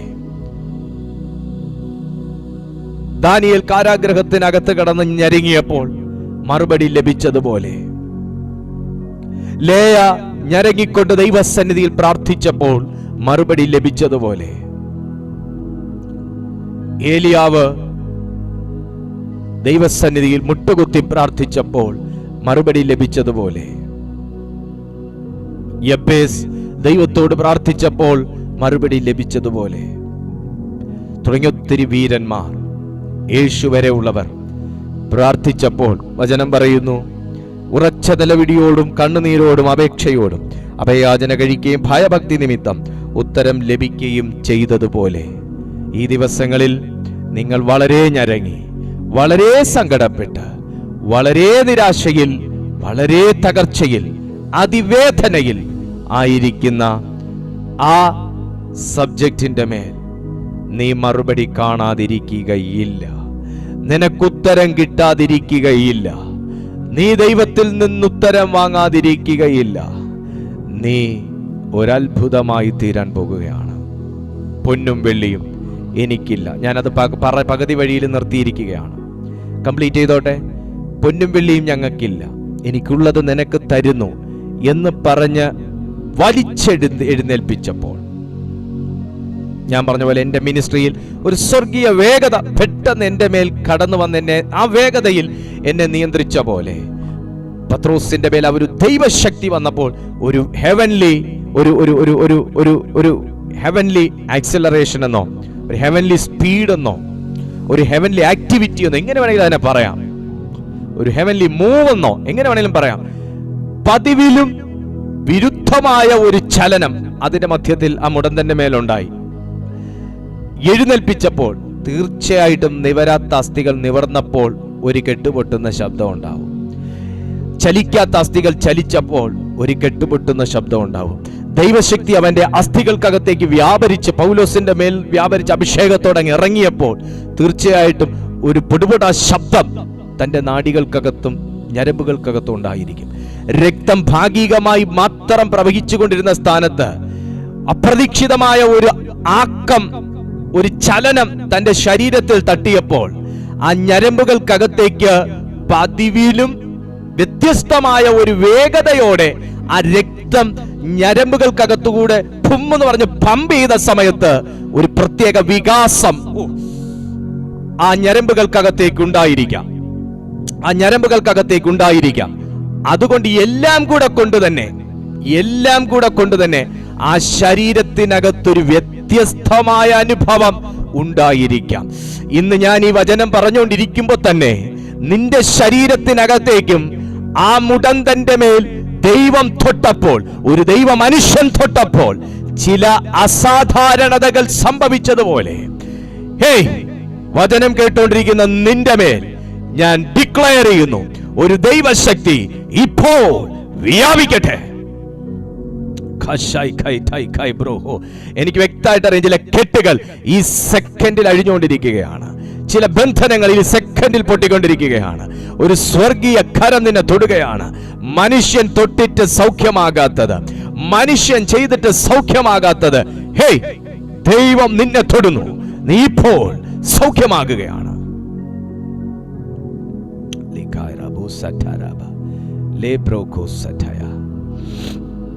The mighty name of Jesus.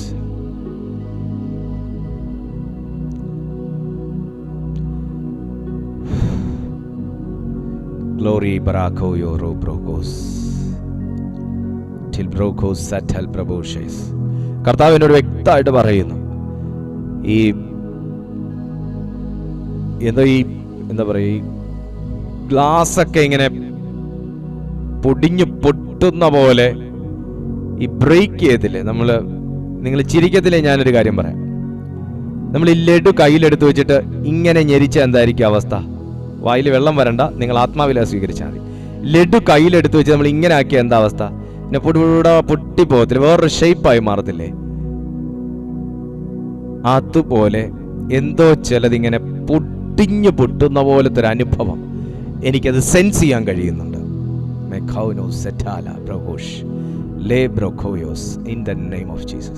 പരിശുദ്ധാത്മാവിന്റെ ഭയങ്കര പ്രവർത്തനങ്ങൾ ഇതിനകത്ത് നടക്കുന്നു. പരിശുദ്ധാത്മാവിന്റെ പ്രവർത്തനങ്ങൾ ഇതിനകത്ത് നടക്കുന്നു. ഞാൻ ഡിക്ലെയർ ചെയ്യാണ്, ഞാനിവിടെ സ്റ്റോപ്പ് ചെയ്യാണ്. നിന്നെ സഹായിപ്പാൻ കർത്താവ് ഇറങ്ങി. നിന്നെ സഹായിപ്പാൻ കർത്താവ് ഇറങ്ങി. ദൈവം എന്നോട് സംസാരിച്ചില്ലല്ലോ എന്നുള്ള വേദന ഇനി പറയരുത്. ദൈവം എന്നോട് സംസാരിച്ചില്ലെങ്കിലും എനിക്ക് വേണ്ടി ദൈവം സംസാരിക്കേണ്ടവരോട് സംസാരിക്കുന്നുണ്ട്. ദൈവം എന്നോട് ഇടപെട്ടില്ലല്ലോ എന്ന് പറയരുത്. ദൈവം എന്നോട് ഇടപെട്ടില്ലെങ്കിലും എന്നോട് ഇടപെടേണ്ടവരോട് കർത്താവ് ഇടപെട്ടിട്ടുണ്ട്. ദൈവം എനിക്ക് ചെയ്തില്ലല്ലോ എന്ന് പറയരുത്. കാരണം ദൈവം നിന്റെ മുമ്പിൽ വെച്ച് ചെയ്തില്ലെങ്കിലും ആരിലൂടെയാണോ നിന്റെ ജീവിതത്തിൽ ചെയ്യേണ്ടത് അവരോട് പരിശുദ്ധാത്മാവ് ഇടപെടുന്നുണ്ട്. ഈ ഇതിനകത്ത് ദൈവിക സൗഖ്യങ്ങൾ നടക്കുന്നുണ്ട്. അത് വിശ്വാസമുള്ളവർക്ക് ദൈവവുമായിട്ടുള്ള നിങ്ങളുടെ ബന്ധത്തിനനുസരിച്ച് നിങ്ങൾക്കത് പ്രാപിക്കാം. പരിശുദ്ധാത്മാവ് ഇതിനകത്ത് ദൈവിക സൗഖ്യങ്ങൾ ആമേൻ നൽകിക്കൊണ്ടിരിക്കുന്നു. വ്യക്തമായി ഞാൻ തിരിച്ചറിയുന്നു, പരിശുദ്ധാത്മാവ് ആരുടെയൊക്കെയോ ജീവിതത്തിൽ അതിശക്തമായ സൗഖ്യങ്ങൾ ഈ സമയം നൽകിക്കൊണ്ടിരിക്കുകയാണ്. അത് വിശ്വാസമുള്ള ദൈവമക്കൾ അത് വിശ്വാസത്തോടുകൂടെ സ്വീകരിക്കുക. പരിശുദ്ധാത്മാവ് നമ്മുടെ മധ്യത്തിൽ അത്യത്ഭുതമായ കാര്യം നിങ്ങളുടെ ശരീരത്തിനകത്ത് നിങ്ങൾക്ക് അറിയത്തക്ക നിലകളിൽ ദൈവാത്മാവ് അത് നൽകിക്കൊണ്ടിരിക്കുന്നു. നിങ്ങൾക്ക് തിരിച്ചറിയത്തക്ക നിലകളിൽ ഹുഡരബദൽ ഖബന ബൗഷസ് ലബ്ധുനോ റിഗദല രഗജ ശംഭ അഠമധുരി ബിബിദിൽ ഖനഗടക ശംഭബാലബ അധുനി റിഗദ ശൈഡമന ഹർധുന. തിരിച്ചറിയത്തക്ക നിലകളിൽ ദൈവാത്മാവ് അത് നൽകിക്കൊണ്ടിരിക്കുന്നു. ലബ്ധുനോ രഖ പ്രഭോ ശഖൈനി രഗദല രബദ ശൈഡിരി ബിബിദിൽ ഖബോഷസ്. സാന്നിധ്യം ചലിക്കുന്നു, സാന്നിധ്യം ചലിക്കുന്നു, ദൈവ സാന്നിധ്യം ചലിക്കുന്നു, ദൈവ സാന്നിധ്യം വ്യാപരിക്കുന്നു, ദൈവ സാന്നിധ്യം സാന്നിധ്യം സാന്നിധ്യം സാന്നിധ്യം ദൈവ സാന്നിധ്യം സാന്നിധ്യം സാന്നിധ്യം. ഞാനൊന്ന് പറഞ്ഞോട്ടെ, പത്രോസ് അവിടെ ചെന്നതുകൊണ്ടല്ല, പൊന്നും വെള്ളി ഇല്ലെന്ന് പറഞ്ഞതുകൊണ്ടുമല്ല, എനിക്ക് യേശു ഉണ്ടെന്ന് പറഞ്ഞതുകൊണ്ടുമല്ല, ആ യേശുവിന്റെ സാന്നിധ്യം അവിടെ തിരിച്ചറിഞ്ഞതുകൊണ്ട്. കമോ മോനെ, എന്തൊക്കെ പറഞ്ഞാലും ദൈവത്തിന്റെ സാന്നിധ്യം തിരിച്ചറിയാൻ നിനക്ക് കഴിയുന്നില്ലെങ്കിൽ കേട്ടത് വ്യർത്ഥമാണ്. എന്റെ കർത്താവേ എന്നൊന്ന് വിളിച്ചേ, എന്റെ യേശുവേ എന്നൊന്ന് തുറക്കണേ എന്നൊന്ന് വിളിച്ചേ. നമ്മുടെ പരിമിതികളൊക്കെ പൊട്ടി മാറട്ടെ, നമ്മുടെ എല്ലാ പരിമിതികളും പൊട്ടി മാറട്ടെ. കർത്താവ് നമ്മുടെ മധ്യത്തിലുണ്ട്, യേശു നമ്മുടെ മധ്യത്തിലുണ്ട്, നമ്മുടെ പ്രിയ ദൈവം നമ്മുടെ മധ്യത്തിലുണ്ട്.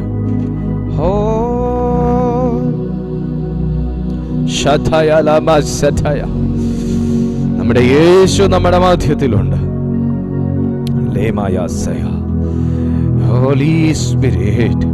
നമ്മുടെ ദൈവം നമ്മുടെ മധ്യത്തിലുണ്ട്. നിന്നെ അവിടുന്ന് തൊടുവാ, നിന്നെ അവിടുന്ന് തൊടുവാന്നേ.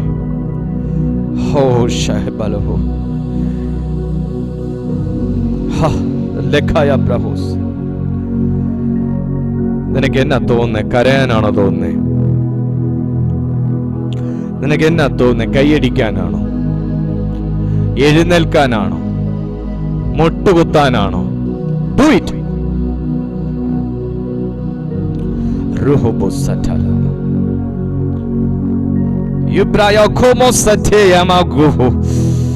കർത്താവേ, ഞങ്ങളെ സഹായിപ്പാൻ അങ്ങ് മതി, ഞങ്ങളെ സഹായിപ്പാൻ അവിടുന്ന് മതി. ഹോളി സ്പിരിറ്റ് പ്രാർത്ഥിച്ച് ഭയങ്കര കാര്യങ്ങൾ പരിശുദ്ധാത്മാവ് ചെയ്യുന്നുണ്ട്. നിങ്ങൾക്ക് തിരിച്ചറിയത്തക്ക നിലയിൽ, തിരിച്ചറിയാൻ കഴിയുന്ന നിലകളിൽ, യൂട്യൂബിലാണെങ്കിലും സൂമിലാണെങ്കിലും ഞങ്ങളെ കാണുന്ന ദൈവമക്കളെ, നിങ്ങൾക്ക് തിരിച്ചറിയാൻ കഴിയുന്ന നിലയിൽ ഞാൻ മനസ്സിലാക്കുന്നു ദൈവം നിങ്ങളെ തൊടുക.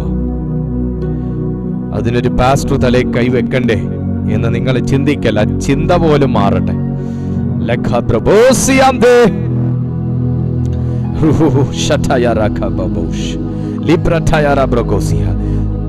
മനുഷ്യനും സാത്താനും കെട്ടിയ കെട്ടുകൾ യേശുവിന്റെ നാമത്തിൽ അഴിയട്ടെ. രോഗാത്മാവ് കെട്ടിയ കെട്ടുകൾ യേശുവിന്റെ നാമത്തിൽ അഴിയട്ടെ.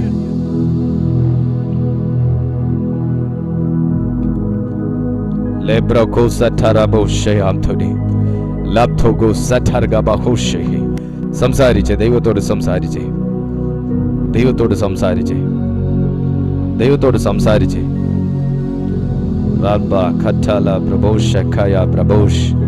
ദൈവത്തോട് സംസാരിച്ചേ.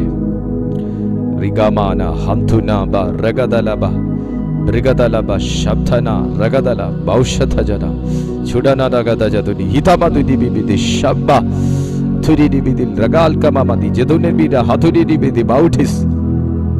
പിതാവേ, ഞങ്ങൾ ഈ നല്ല സമയത്തിന് നന്ദി പറയുന്നു. അങ്ങയുടെ നിറവായ സാന്നിധ്യം ഞങ്ങളുടെ മധ്യത്തിൽ അങ്ങ് അയച്ചല്ലോ.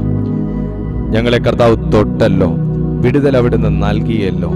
പിതാവേ, ഞങ്ങൾ അങ്ങേക്ക് സ്തോത്രം ചെയ്യുന്നു. ഇന്ന് അവിടുന്ന് തൊട്ട ജനത്തിനായി നന്ദി. അവിടുന്ന് ഈ ജനത്തെ ശുദ്ധീകരിച്ചതിനായി സ്തോത്രം. ഞങ്ങളെ ബലപ്പെടുത്തിയതിനായി സ്തോത്രം. ഞങ്ങളെ സൗഖ്യമാക്കിയതിനായി സ്തോത്രം. ഞങ്ങളെ സഹായിച്ചതിനായി സ്തോത്രം. ഞങ്ങൾ അങ്ങയുടെ സാന്നിധ്യത്തിന് നന്ദി പറയുന്നു. പിതാവേ, അവിടുന്ന് ഞങ്ങൾ ഇത്രത്തോളം സ്നേഹിക്കുന്ന കൃപയ്ക്കായി നന്ദി. ഞങ്ങളെ കരുതിയ വിധങ്ങൾക്കായി നന്ദി.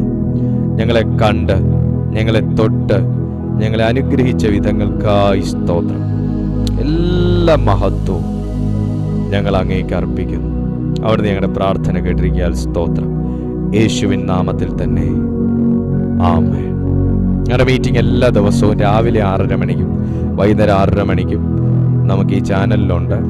നിങ്ങൾ എല്ലാ ദിവസവും ജോയിൻ ചെയ്യാൻ പറ്റുമെങ്കിൽ ജോയിൻ ചെയ്താട്ടെ. മറ്റുള്ളവരോടും കൂടെ ഞങ്ങളുടെ മീറ്റിങ്ങിനെ കുറിച്ച് നിങ്ങൾ അറിയിച്ചാട്ടെ. ദൈവം ഒത്തിരി അത്ഭുതങ്ങൾ ഇന്നത്തെ മീറ്റിങ്ങിൽ ചെയ്തിട്ടുണ്ട്. അത് ദൈവം ഭയങ്കര വലിയവനാണെന്ന് കാണിക്കാനല്ല, അത് ആ സാന്നിധ്യം എവിടെ വെളിപ്പെടുന്നോ അവിടെ അത്ഭുതമുണ്ട്.